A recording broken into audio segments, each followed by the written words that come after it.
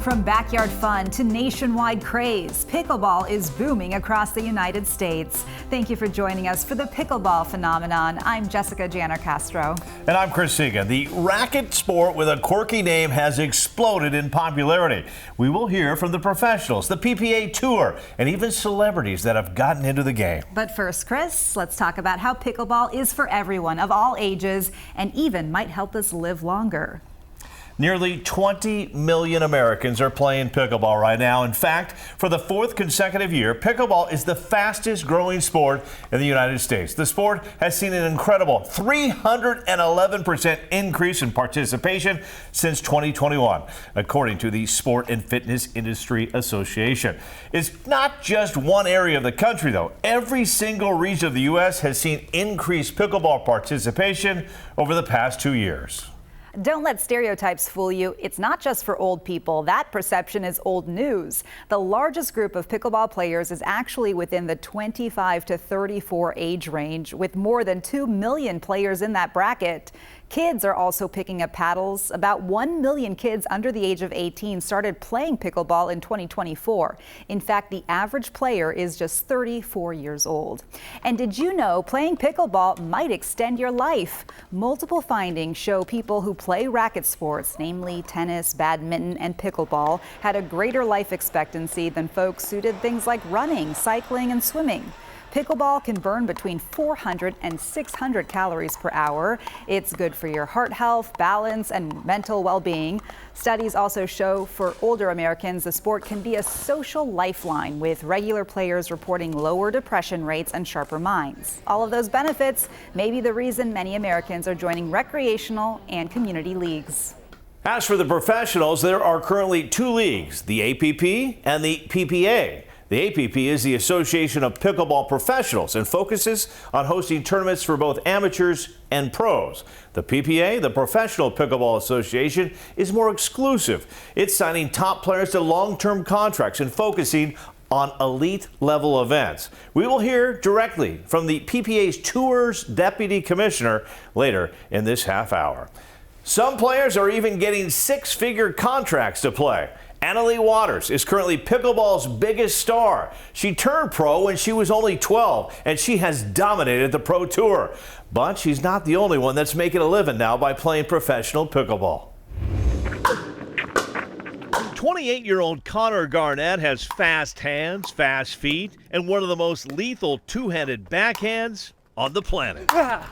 Garnett, who started playing pro pickleball in 2022, has medaled 20 times. He's currently the third-ranked singles player on the tour, and he's won 2 PPA titles. It's pretty magical. All that hard work starts to really feel like it pays off. Growing up in Bellevue, Connor was fortunate to have a sport court in the backyard, but here's the funny thing. He never played pickleball on it. He used it to work on his tennis game. That was kind of where I made all my friends and just played every day, played in college, and just really fell in love with the sport. In high school, Connor won 3 state tennis titles and never lost a match. After playing collegiately at Santa Clara, he traveled overseas for a master's degree and to continue his dream of becoming a professional tennis player. COVID hit. They canceled all of those tournaments, so I went and then I was like, okay, let me get a job in investment banking back in the States. So Garnett got a great job, but 2 years into it, he made a bold decision. He left his investment banking job and committed full-time to pickleball. I started playing some tournaments, didn't really think anything of it at the time, and I started winning a little bit of money. As I was working, I talked to my boss. He was super understanding about it, and it got to the point where I was like, I could maybe make a career out of this. So they like to say there are 2 exits that start with a P, or private equity and pickleball now for their firm. From a tennis prodigy to a rising pickleball star. I got in at a good time and just fell in love with the sport. I love just kind of learning, and with tennis, I felt like I was chasing what I once was, and pickleball, every shot's new, like learning how to dink, all these things. So I just kind of became obsessed with the learning aspect. Garnett says it's also been nice to have a background in business and finance. Pickleball, there's probably 70% that's playing and training, 30% kind of on the business side, which kind of allows me to fill that bucket of the investment banking, where I still get to kind of challenge myself intellectually while dedicating a significant amount of time to pickleball. He'd love to become the #1 player in the world, but his ultimate goal is to see the game continue to grow. We see this game keep growing. We hear about this game keep growing, and there's some people, I think it's peaking out. I personally think we aren't even near it because we haven't really got a youth movement, and they're trying on the youths. Yeah. But when that happens, I think it's going to even explode more. Where do you see this game going? Yeah, I mean, really, as you said, like the youth, that's going to be kind of the key, where you have those kids, now the parents are watching because they want to help their kids, and now you get this viewership on pro pickleball, college scholarships start to come into play, and that will really make the growth, I think, catatonic, along with just more international exposure. And this year, I mean, I'm really excited the PPA is going to Asia, so with that international expansion in the youth, like, it could just go crazy. Connor and Anna Lee have some competition coming too. The PPA now has a junior league. Ella Cosma is one of the top juniors in the world, and she says the number of junior players is growing. Now, like with more juniors coming in, it's becoming a young game, and the game is changing with the young people playing, like new shots, new styles, and just new personality to the whole sport. When I started playing the junior tour, it was a very small group. Now the level has just shot up so much, and it's really cool to see it grow. Major League Pickleball has also emerged as an attractive investment. That's right. And some celebrities and sports superstars have taken notice. Michael Jordan, LeBron James, Kevin Durant, Tom Brady, Patrick Mahomes, and Naomi Osaka, just some of the famous athletes investing in pickleball teams. Celebrities include Heidi Klum, Eva Longoria, Mark Cuban, and Drake. Initial franchise fees in 2021 were about $100,000, but by the year 2023, it had climbed to $5 million. Now some franchise valuations are between 10 to 15 million bucks. Amazing. Former NFL star Cliff Averill, who played for the Seahawks and the Detroit Lions, is now an avid pickleball player and also part owner of the Brooklyn pickleball team. The Super Bowl champ and former Pro Bowler is now getting his competitive fix on the pickleball court. It's growing fast. I'm in love with it. I mean, I try to play 3 or 4 times a week. It's great cardio. And I love the fact that you can get on the court with a 65-year-old and he might wear you out. Like, he might be. So just the age gap and how long you can play it, I think is extremely cool. So I'm a big pickleball fan, and I hope it continues to grow. I'm part owner of the Brooklyn pickleball team. Breeze is in that same league, the MLP league. So, no, I mean, a lot of us are getting involved in it because we see the growth, we see the opportunity, and we also want to support the sport to continue to keep expanding and growing. With all that money to go around, it's also turned into a multi-billion-dollar industry. This year, it's poised to be worth $2.2 billion, according to a report from market.us. By the year 2033, the sport's global value could skyrocket to an estimated $7.9 billion. Equipment sales make up most of the revenue. That's paddles, balls, clothing, and footwear. New court construction, tournaments, and training programs are also quickly rising. All right, well, still ahead, we go back to where it all started and take a look at the history of the game of pickleball. Plus, the world of pickleball has become big business. We'll take a look at one pickleball company that was founded 11 years ago and see how they've managed to change with the times. And where is the sport headed? What about the Olympics? We'll take a look at the future of the game as well.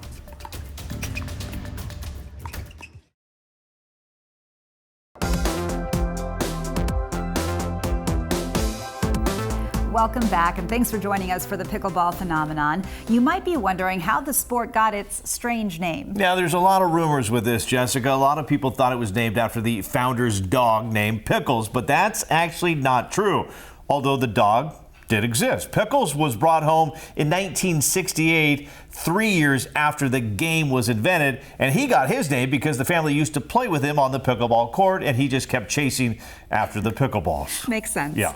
The real story is that the game was named after the pickle boat in competitive rowing. It's a rowing term and refers to a crew made up of leftover rowers that didn't make it to the main teams, a motley crew of sorts. The game was invented on Bainbridge Island, Washington in 1965 by Joel Pritchard, Bill Bell, and Bernie McCullum.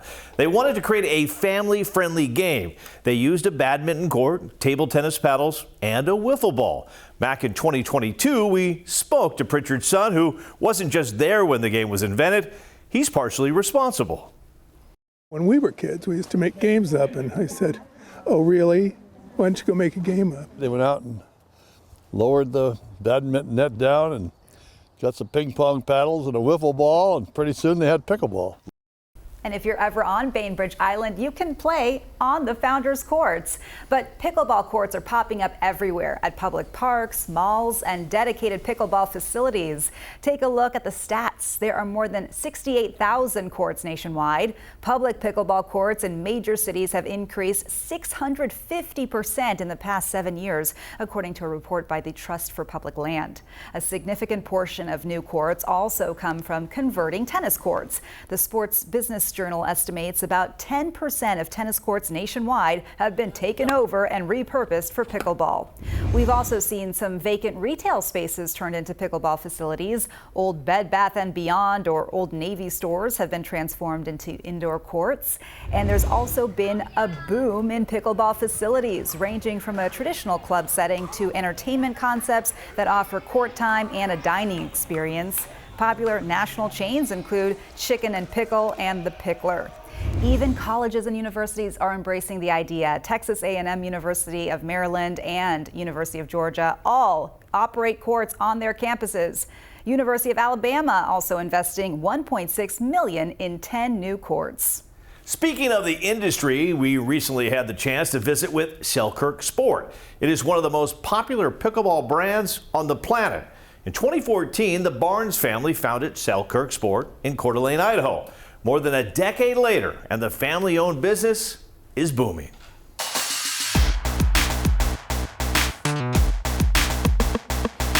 People play every day of the week, multiple hours a day, sometimes multiple sessions a day. So yeah, they need to be equipped out there. As the popularity of pickleball continues to grow, businesses like Selkerk Sport are on the rise too. Since 2019, Selkerk's revenue has grown 1,900%. Being amongst one of the first companies to offer specialized programs and gear helped Selkerk's cause. We're over 10 years into a sport that's only seen a recent boom, right? So Selkerk was really well positioned, seeing what this could become before it exploded, getting some of the early people who are interested in the sport dedicated to the brand, and having those really important players pushing the brand at their local park, at their community center. Selkerk Sport also understands they can't get complacent with so many pickleball brands popping up. We've actually invested over $1 million into our lab there in Coeur d'Alene. So we're talking the type of technology that you use in aerospace, the type of materials we're using on our paddles. So it's gone from a sport that used wood for the most part to build its paddles to now using really advanced high-tech materials.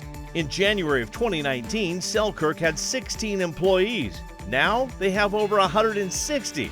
They're also seeing substantial growth overseas and selling products in over 100 nations. We're seeing a lot of growth over in Asia especially. And we've actually set up an international office over in Malaysia that we're really excited about. So we've seen a lot of growth there. We've also set up an office in Estonia. As the game grows overseas, Selkerk is also investing in growing it in the States by supporting a movement to get more juniors involved. So we've donated over 25,000 paddles so far to schools and charities to try to get younger players playing. And pickleball is not just about paddles. Selkerk also sells shoes, shirts, shorts, nets, and balls. We're a pickleball-only brand and really want to meet pickleball players wherever they are in their journey. And as you understand, you get obsessed and you work your way up certain levels, and we have equipment to match them every step of the way. Former tennis professional Jack Sock won 4 Grand Slam tennis doubles titles and is now a professional pickleball player representing Selkerk. When it comes to the pro scene, we've definitely been a big part of the supporting players on their journeys, and that's been really amazing. From now where you're looking at international players, youth players, college players. It's been a really cool way to, support people as they get into a new sport. We're just starting to see the first generation of like pickleball first players, which is really interesting because before it was really lots of players coming over from tennis especially. And that's a movement we supported as well with our signing of Jack Sock, who's a obviously a big part of the brand and a big name in American tennis. We definitely want to support all the crossovers into the pickleball space from other sports, but we also want to support this next generation coming up, which is younger players who've been playing for, might even be the first sport they played in some cases. And Jessica, Kyle says Selkerk takes a lot of pride when it comes to safety. As new paddles are being developed, there is some concern out there about safety, like how fast the balls are coming off these paddles. USA Pickleball tests paddles and approves them if they feel like they are safe to play with. It is recommended that you play with a paddle that has been approved by USA Pickleball. Okay, thank you, Chris. Hey, we talked about the pros and how the sport has exploded in popularity, but there's one thing pickleball has that not every sport has just yet: equal pay. We'll hear from the PPA about that next, plus their vision for taking the sport to the Olympics. Plus, what should you do with all your old pickleballs that have lost their bounce? A West Coast company has a unique way to reduce waste from one of the hottest sports in the country. Stay with us.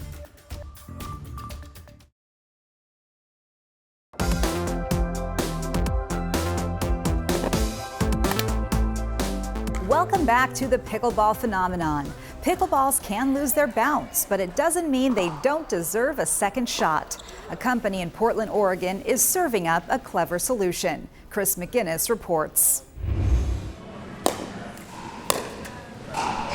Pickleball is booming. Just ask your neighbor, your aunt, or probably half the people at your local park. But for all the fun, there's a problem bouncing under the radar. There's over 500 million pickleballs being created every single year, which translates to 77 million pounds of plastic waste.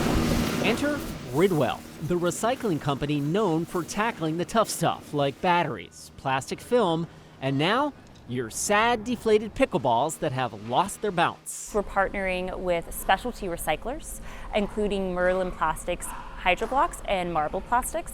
And those specialty recyclers are giving new life to that plastic. This isn't just a curbside project. Ridwell is teaming up with Jumbo's Pickleball in Portland and Beaverton, turning their courts into drop zones for balls that have seen one dink too many. We want to just get here, block the ball, and punch it. Exactly. Punch it. Good. Jumbo's Pickleball is extremely happy to partner with Ridwell to recycle pickleballs and make sure that we're caring for the environment. Head pro Hunter Russell knows firsthand how quickly a pickleball's lifespan can end, especially under the paddle of a serious player. If you are an elite level player, maybe a pickleball can last for 2 or 3 hours in a professional setting. Ridwell is stepping in to help with this plastic waste problem from used and broken pickleballs. There's lots to learn. It's fun when you first begin because you get better real quick. So whether you're a smasher or a dinker, your retired pickleballs now have a shot at reincarnation as plant pots, pipes, or something that doesn't involve yelling, "Kitchen!" And it's this kind of continual push to find more items that people have in their homes that they feel guilty throwing away, and figuring out solutions and how we can pair them with domestic reuse and recyclers. I'm Chris McGinnis. We've talked about the past and present. Now let's focus on the future. Could pickleball become the next Olympic sport? Well, Chris, I had the chance to talk to the PPA Tour's deputy commissioner, not only to ask him about that, but also equal pay for men and women pro athletes. Joining us now is Chris Patrick, Deputy Commissioner of the PPA Tour. Chris, thanks for being with us. Yeah, very good to be here. Thanks for having me. So, Chris, recently we've seen the popularity of pickleball rise astronomically. That obviously includes professional pickleball. So what's it like seeing that type of growth from where you sit? Yeah, it's been incredible year over year. I've been here since 2022. And, I started playing in 2019. And back then, the average age was 67 years old. And that was pretty crazy. Joining the tour in 2022 until now, the average age is 27 years old. So younger players are playing, popularity is picking up recreationally, professionally, across the country and media and everything. So it's been a pretty fun journey to be on. PPA Tour is offering millions more in prize money to your professional athletes. With so much interest in the sport, where do you think compensation might be in the next 5 years? We're actually working on a new compensation structure right now. There was a tour war situation going on between us and MLP a couple years ago, and we recently merged. When that happened, the players have a large guaranteed compensation package today. So we're paying roughly $33 million a year in guaranteed compensation. The direction we're going, and we're in the middle of a new platform now, is large prize money based model, which is good for TV, which we're listening to our media partners and are interested in. So you'll see this rolled out here probably by the end of the year, starting in 2026 is the goal. And, we'll have some tournaments with $1 million in prize money on the line. And are women and men making the same amount or something comparable? Yeah, I know that's something else that's really great with our sport. We have equal pay across the sexes. So what the number one woman makes is the same as the number one man. Prize money is equal across both genders.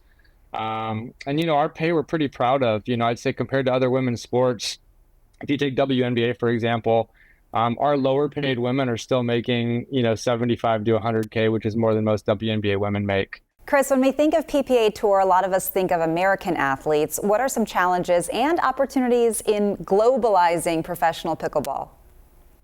Yeah, it's been great. It's been a two-way street. So, recently we've announced the launch into Australia. Last year we started the PPA Tour Australia Tour, and had a big event in February where our U.S. players went and participated.